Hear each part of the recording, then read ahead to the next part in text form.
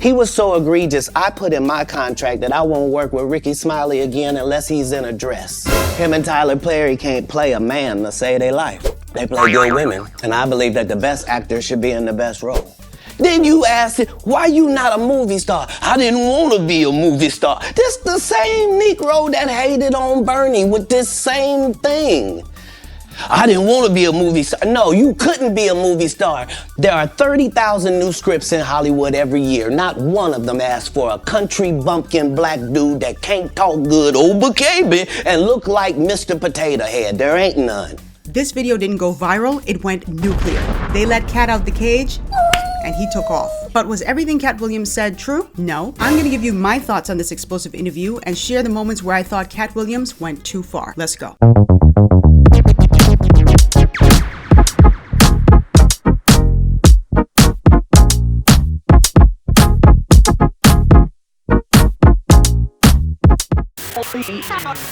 Hello everybody, my name is Rogan and this is This Bahamian Gyal. On my platform I do social commentary and reaction videos. I encourage my audience to have private conversations in public. So let's get started. I watched all 2 hours, 46 minutes and 5 seconds of Shannon Sharpe's my sweet Shannon Sharpe's interview with Katt Williams, comedian Katt Williams, a few days ago. The video, like I said, I don't even think it's in viral territory anymore. It is nuclear. I've just never seen a video. I have never seen a video explode this way. Now I think over 23 million views at the time of my recording this video. I'm sure it's going to continue growing, showing no signs at this point of slowing down. This, for me, is just a continuation of an unraveling that's going on in the entertainment industry. We have seen so many people speaking out in recent weeks about the goings on in the industry, things they don't like, just calling things out really. And Katt Williams is no stranger to calling things out. We've known him as being one of the most outspoken entertainers that we've had in God knows how long. And he has been criticized as being on drugs and being crazy. You can just totally dismiss him. But in this no holds barred interview with Shannon Sharpe, he set the record straight on a lot of things and highlighted a lot of things that I wasn't even aware of. Before I even get into the video, I think Shannon Sharpe deserves a round of applause for this video because this was a hell of a way to start the new year out. His platform here on YouTube is relatively new with the club Shay Shay, but he has really managed to attract some real top tier talent on his couch, and I think that's a testament to his personality and the way he conducts his interviews, and so he deserves a round of applause. But let's get back to Katt Williams. There's been a number of bombshells dropped inside of this interview that he had here on Club Shay Shay. He talked about everyone and everything in Hollywood, Black Hollywood it seems, even some white folks in Hollywood. He talked about Harvey Weinstein. He talked about some people who he had been at war with, like a Steve Harvey, and Ricky Smiley. What I've seen just from the commentary from a lot of my fellow YouTubers and just people in social media, they seem to be very, very excited, you know, because it's almost like the mighty have fallen and one of their own is the one that's pulling them down. It's very easy, and I'm so conflicted with this one because there are things that I really appreciated that Katt has said he's done and things that he talked about, and there are things that I was just very upset about that he did do in this interview, and I'm going to get into that. Let me just first talk about the fact that he is incredibly bold and outspoken, and in an industry that really does not welcome that type of outspokenness, I will say. It's quite rare. A lot of folks in Hollywood would toe the line, be quiet because they don't want to mess up their money, so they won't speak out about certain things. Katt is a no holds barred kind of guy. He doesn't care, you know, what people say about him. He is going to speak what he views to be his truth. But just because someone speaks with conviction doesn't mean that they're right. There were some things that he said that I think were spot on, and there's evidence of that. One of those is the evidence about the joke stealing that he alleged went on with Steve Harvey and Cedric The Entertainer. And I don't even know if I can say it's alleged at this point because, I mean, when you look at the side by side of comedian Mark Curry's jokes and Steve Harvey's jokes or his testimonies or whatnot, it does, I mean, you'd have to be completely idiotic to not see that there was some sort of ripping. Or a joke that Katt Williams had that was prominently featured on Comic View, BET's Comic View back in the day, that Cedric The Entertainer clearly ripped for his Kings of Comedy special. I would not have wanted to be in Shannon Sharpe's position during this interview because Shannon knows a lot of the folks who were on the platform before. And like he said, he's not great friends with them, but he's friendly with them. And they seem to have a great deal of respect for him. And having to sit there while someone is tearing those folks apart is not easy.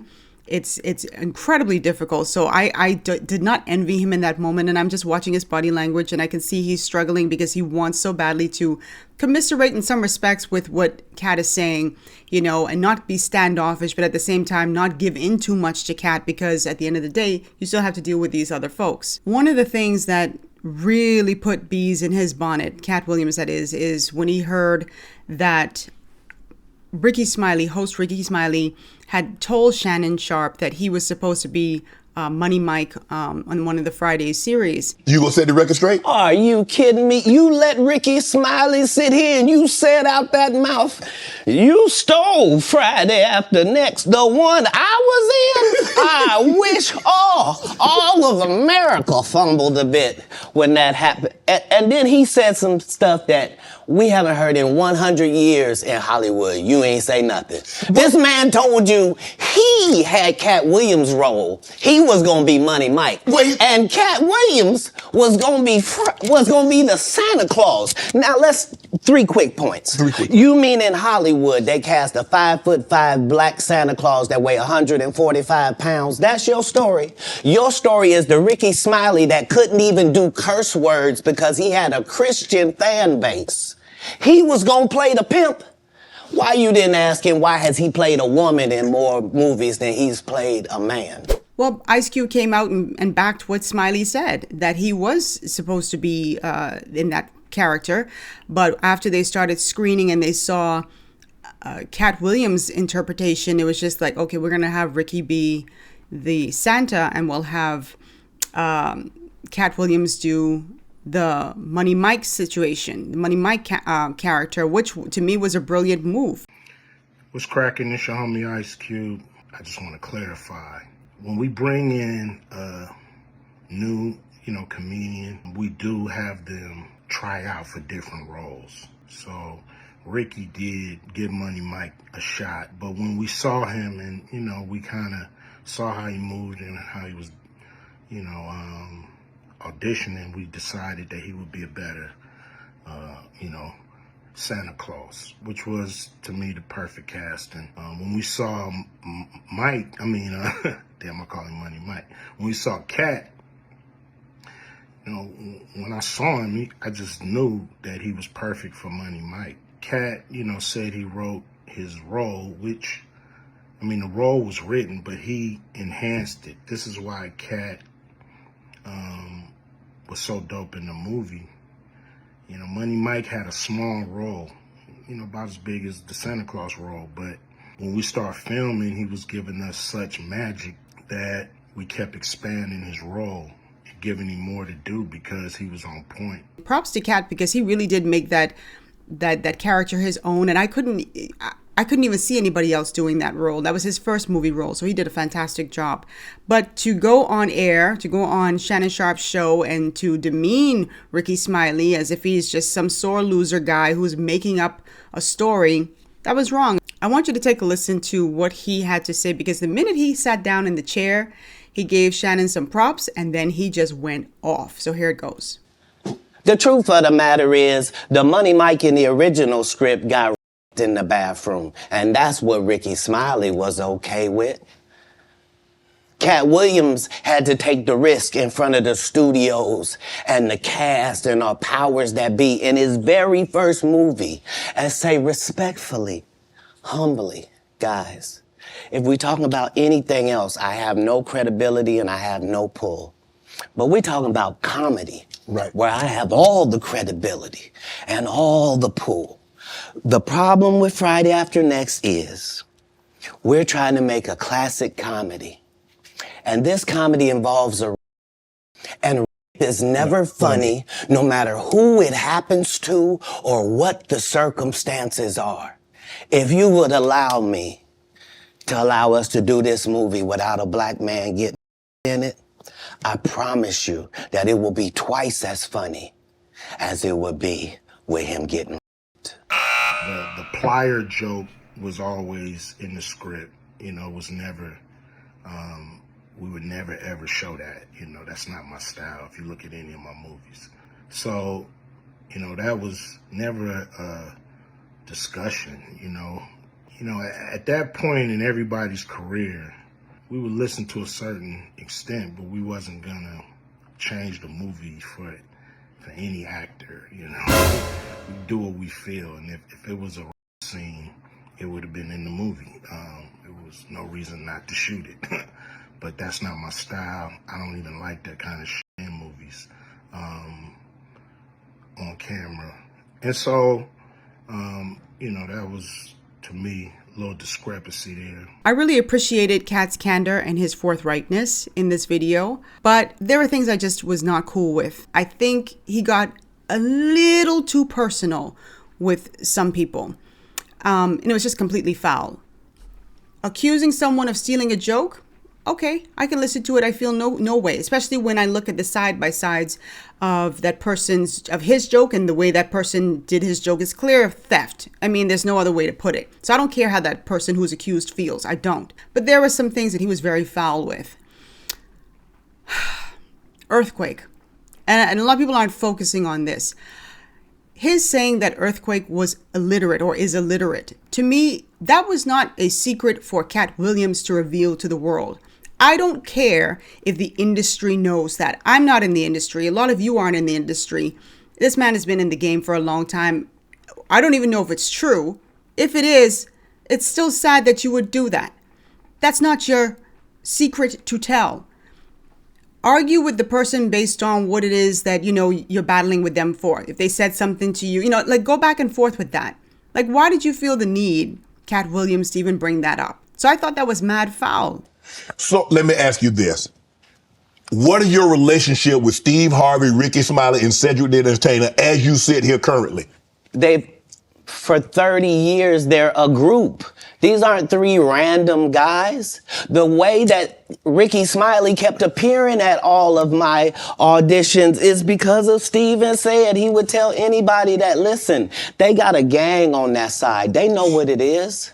They know who the gang is. Why Earthquake not in movies? 'Cause he's illiterate. He can't read. And they found that out when they gave him a show and put the cards in front of him. Another thing is when he called, and I know a lot of you have said this in your own personal capacity, when he said that Kanye West married a whore. Whatever you feel about this lady, she still has 4 children who are now at that age, 3 of them at least, who are, you know, surfing the internet and having to come across something like that. They go to school where people are probably gonna, you know, the kids living in the houses with these parents and they're saying things and they got to come back to school and hear that sort of stuff. Katt Williams has notably shielded his children, and I think he has like 10 kids, from the world, and he's proud of that. And kudos to him for that. But your kids get to be hidden and no one gets to point to them and say, oh, your father did this or said this or, you know, any of that stuff. So I thought to call this man, even though Kanye and Kim Kardashian are divorced, she will always be the mother of his children. And talking about people's wives and their looks. Katt gets offended when people talk about his hairline, but he felt no way in talking about how everybody's wife has the same look and insulting people's wives personally. I don't harbor any resentment to any of these entities because I can't be jealous. I've never seen them have anything that I ever wanted. If you sign up for their program, you get a light-skinned, weird-faced wife that never do an interview. Listen, in 20 years, won't do an interview. Nobody's ever talked to her, and she's never been interviewed anywhere. And now, understand, I'm not talking about one person. What I just told you applies to 7 people. Keep the battle between you and the comedian, you know, and play fair or fight fair. Like I said, he made a lot of great points, and there were things that I was nodding to, and there were times I had to stop the TV and the recording, and I was just like, man, I don't like that. During this interview, Shannon had a very, very difficult, oh my God, it was a difficult interview. When I say that, I mean, you know, he is cool with a lot of other people like the Steve Harveys and the Cedric The Entertainers and everybody else. So this was like watching him walk a tattered tightrope with razor slippers. It was so delicate, and you can see where he wanted to, you know, relate to Katt, but at the same time hold firm in the fact that I can't go too far with this guy because I'm going to be insulting the other people who I am cool with. That's a difficult thing to do. Period. All of these big dick deviants is all catching hell in 2024. It's up for all of them. It don't matter if you Diddy or whoever you is. TG Jakes, any of them. All lies will be exposed. That's all. I need to have another one of these. Amen, amen. Shit. I kind of get one here. Right. After that, I don't really kind of know where to go. Let me, one more time. One of the shining moments for me in this video, and a lot of people, it probably didn't even matter to them because they're probably not even familiar with this woman, but one of the shining moments, and I knew this story from 2023 because she herself had spoken about it, but singer Melba Moore, one of my favorites. For those of you who know Melba Moore, I always loved her song Falling.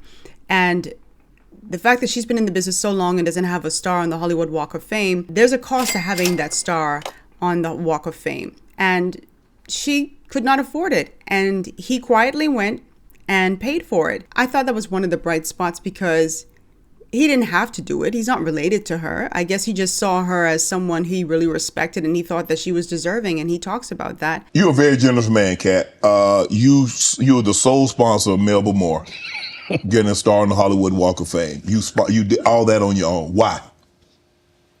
Do you have a personal relationship with Melba? No.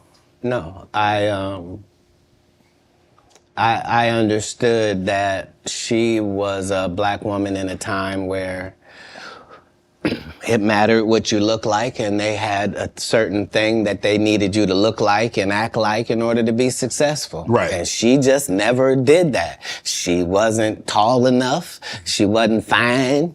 They didn't like her looks. They didn't like that her hair was natural. They talked crazy about her, and yet she still made all of these achievements.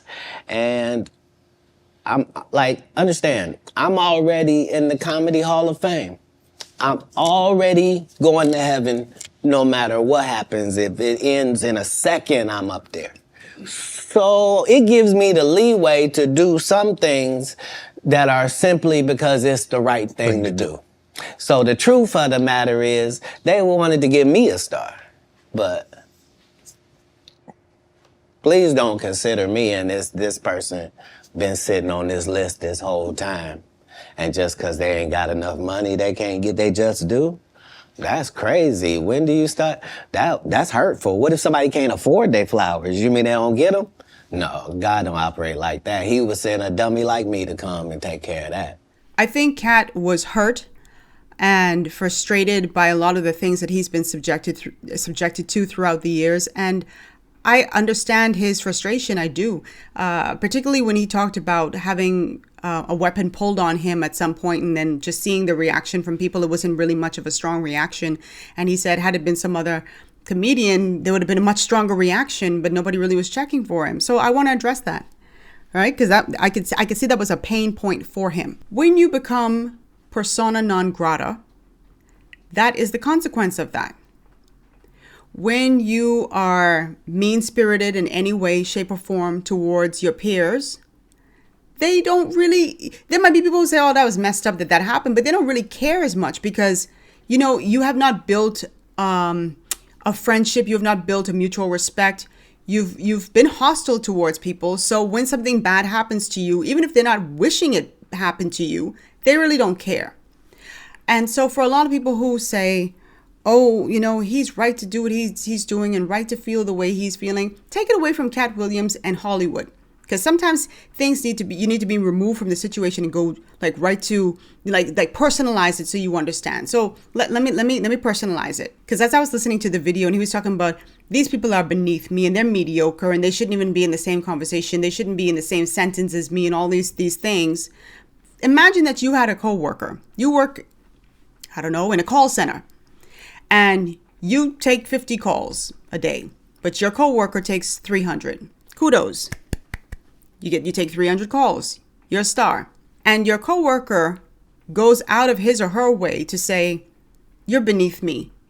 You shouldn't even be in the same conversation as me. Now, the 50 calls that you had might have been much longer calls that didn't allow for you to switch off to another call the way the other person did. You don't know the reasons, but you're on a different level. Fine. How would you feel if you had a coworker who did that? And a coworker who went on social media and said those negative things about you constantly. You're going to close ranks. You're going to hang with who you hang with. All the other people who work with you at the call center, and you cool with them, and you're going to form a little alliance. You don't like this person because you think that person is nasty. That's what happens. It's no different than in Hollywood. When someone is saying something nasty, you close ranks with the people who you cool with, and you say, we're not going to deal with that person. So that's what happens. So let me, at this point, address the joke theft, because Mark Curry has been speaking about this for a number of years as it relates to Steve Harvey, and it's very apparent that there was joke theft. And now Katt Williams, who has also, I think, mentioned this in the past, but he really went in on this video. And you know, the internet, if there's one thing the internet going to do, is they're going to find. So they found Katt Williams' old joke and Cedric The Entertainer's joke on Kings of Comedy, and did like a split screen, a side by side, and it's so apparent that there was some thievery. Right. So he thought that I was just a no-name comedian and that he could take this joke and nobody would know. Right. The issue was that I had already done this particular joke on BET's Comic View twice. Right. It had done so well on BET's Comic View that they had made it part of the commercial. So part of the commercial of make sure you tune in to BET was you seeing me doing this joke. Right. And this joke is one of those jokes in comedy where you set it up and it takes a little longer to set it up, takes about 3 minutes, but then you're just hitting them with jokes after that because you don't have to set it up. Right. Mark Curry had already helped me work on this joke because I thought it was good because I was getting a standing ovation on it. He had me go back in the lab and help me craft it to be an even more powerful joke. So this is not just a random joke. This is my very best joke, and it's my last joke, and it's my closing joke. Okay. 1998, I'm doing this joke. It's on Comic View. Cedric comes to the Comedy Store. He watches me in the audience. He comes backstage. He tells me what a great job I did and how much he loves the joke. 2 years later, he's doing that as his last joke on the Kings of Comedy. And he's doing it verbatim. He's just changed my car into a spaceship. Him and Steve had already apologized for me, so I gave him a pass for a decade. Why would you sit here and be like, I saw Katt 30 times, and Katt didn't do, as I stand before you, Shannon, I would have bust Cedric's stomach. There was nothing that would have kept me from one of these in that patch right there. Like, are you kidding me? He had some really harsh things to say about Cedric the Entertainer, whom I used to love Cedric the Entertainer, but I am going to be so honest. I have not seen an evolution in terms of, I haven't seen any growth from Cedric the Entertainer. He's consistently gotten work throughout the years, but I haven't seen the jokes. If you are a comedian, unless you're retired, if you're a comedian, I want to see some evolution. I want to hear something new. I just feel like it's the same old recycled jokes from way back in the day. And I do side with Katt when he says like some of these fellas have just gotten lazy, not really writing the way they should. And I had to agree with that because I just don't feel like Cedric the Entertainer has stayed sharp the way a D.L. Hewley has stayed sharp, or a Dave Chappelle. And of course he has other interests. He's doing, acting as well. But I do expect, I mean, even Mike Epps still, tours and does his specials, and I enjoy them thoroughly. It's, you got to stay in the business. You got to stay sharp, unless you've said, like Steve Harvey, that you've retired. By the way, I want to give Katt Williams props for giving props to Mark Curry, because that's one of the things I don't really hear in the industry is when he said, listen, I did a joke, but Mark Curry helped me punch it up. He helped me take it to another level, and I thought that was really cool. And so there are times when I watched him and I was like, You know, this is a dude who can definitely give props to the people who've helped. You know, he doesn't come across as a hater. And then on the other side, I would hear him say something. I was like, you're going a little too far. One of the things that Katt talked about is how people would say that he's on drugs or he's insane. We've heard this so many times with so many other artists. Particularly, I remember Dave Chappelle when he walked away from Comedy Central, and people were saying, oh, you know, Dave has gone crazy. He's in an asylum. And I think that's one of those things that people do to discredit you. So, you know, that people, when they hear you talking, can just go, you know, Dave's crazy. You know, Katt is crazy. You know, Katt is on drugs. I'm glad that Ice Cube has come out to clarify some things, clear up some things, debunk some things. I don't think Katt was just setting out to lie. I think he might have been confused about something or whatever. But this is why you just can't run with something. Like, hear the different sides as well. There have been people who have been responding with little one-liners, two-liners, and then I'm seeing comments from people saying, oh, you see, that person didn't respond because they know it's true. They can't debunk it. That's not, let me just go on the record and tell you, just because someone doesn't respond does not mean that they are co-signing or they are acknowledging that what that person said is true. You don't have to walk through every door. One of my friends always says that. You don't have to walk through every door. There are some people who will say things about you, and no matter, even when you debunk things, they still believe what they believe. I mentioned this in my video with TD Jakes a few days ago. Watch that when you get a chance, because a lot of the things that I said in that video correlate with what Katt Williams had to say.